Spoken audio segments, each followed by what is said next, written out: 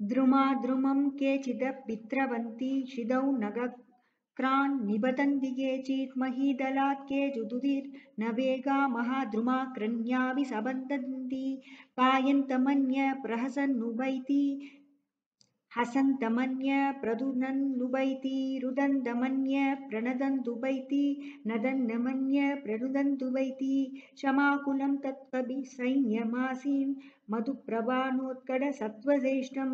नाचत्र कश्चिन्न बभूव मत्तो नाचत्र कश्चिन्न बभूव दृप्त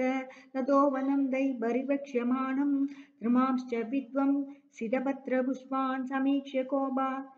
तदिवक्त्र नामान्निवारयामास कविस्तान् सदैर्वृद्धैः परिवर्तयमानो वनस्य गोप्ता हरिवीरवृद्ध चकार भूयो मदिमुग्रतेजा वनस्य रक्षां प्रतिवानरेभ्य उवाच कांश्चित् भरुषाणि दृष्टम् अशक्तमान्यंश्च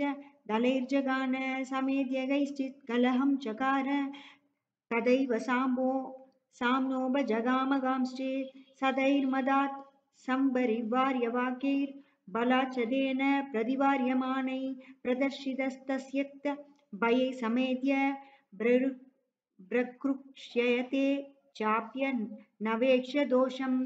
नगैस्तुतन्दो दशनैर्दशन्तस्तलैश्च पादैश्च शभावयन्त मदात् कविं तं कवय समग्रा महावनं निर्विषयं चचग्रु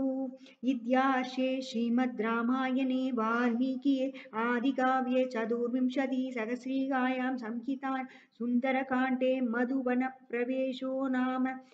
एकषष्टितमः सर्गः।